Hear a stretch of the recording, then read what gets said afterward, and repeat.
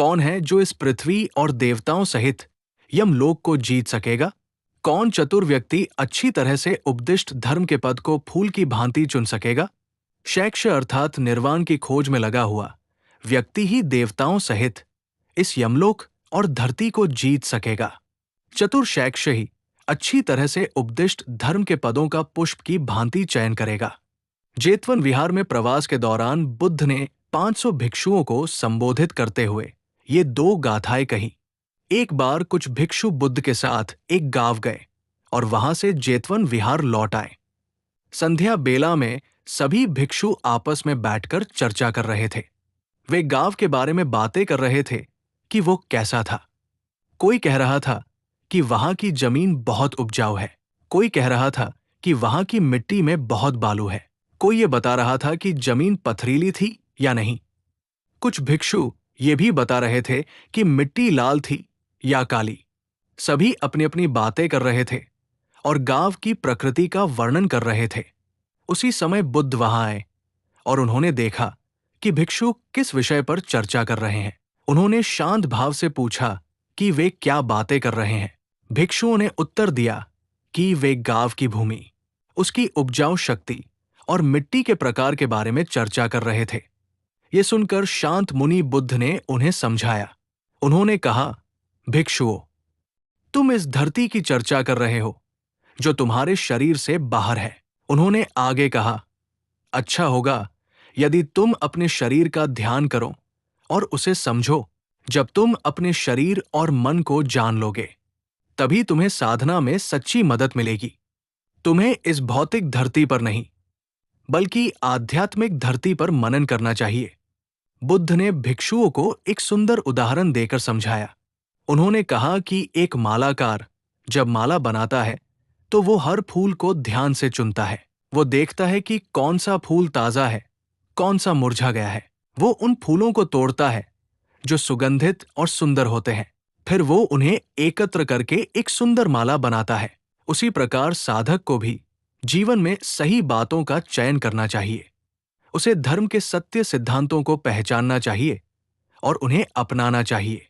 बुद्ध ने कहा, संसार में जीवन के सही रहस्य को कौन खोज पाएगा? स्वर्ग और पाताल की जानकारी किसे प्राप्त हो सकेगी? कौन है जो सच्चे अर्थों में धर्म को समझ सकेगा? फिर उन्होंने स्वयं ही इन प्रश्नों का उत्तर भी दिया। उन्होंने कहा कि जो व्यक्ति आत्मज्ञान का चयन करेगा वही जीवन के सत्य को जान सकेगा। जो उसे समझेगा और उसका साक्षात्कार करेगा वही कुशल साधक कहलाएगा। वही धर्मपदों का चयन भली भांति कर पाएगा। जैसे कोई माली बागीचे में जाकर फूल चुनता है, वैसे ही साधक को भी अपने जीवन में गुणों का चयन करना चाहिए। माली सूखे, कीड़ों द्वारा खाए हुए, मुरझाए और गांठ बने फूलों को छोड़ देता है। वो केवल सुंदर, ताजे और सुगंधित फूलों को चुनता है। इसी प्रकार शैक्ष जो साधना में लगा हुआ है वो भी बुद्ध द्वारा बताए गए धर्म के पदों का चयन करता है। वो उन्हें समझता है, उन पर मनन करता है और उनका साक्षात्कार करता है। उसकी प्रज्ञा उसे ये सिखाती है कि क्या सत्य है और क्या असत्य। वो अपने जीवन में विवेक और संयम लाता है। धीरे धीरे वो आत्मज्ञान की राह पर आगे बढ़ता है। बुद्ध ने कहा कि एक सच्चा साधक ही इस धरती, स्वर्ग और यमलोक के विषय में सही समझ रख सकता है। वो जान सकता है कि इन सब का सार क्या है। वो जानता है कि जन्म और मृत्यु के बीच जीवन का क्या अर्थ है। वो समझता है कि दुख का कारण क्या है और मुक्ति का मार्ग कौन सा है। ऐसा व्यक्ति अपने भीतर की ज्योति को पहचान लेता है। वो जान लेता है कि जीवन का सच्चा उद्देश्य क्या है। वो सांसारिक बातों में उलझता नहीं बल्कि आध्यात्मिक सच्चाई की ओर बढ़ता है। जैसे माली फूल चुनते समय सावधानी रखता है, वैसे ही साधक को भी अपने विचारों और कर्मों में सावधानी रखनी चाहिए।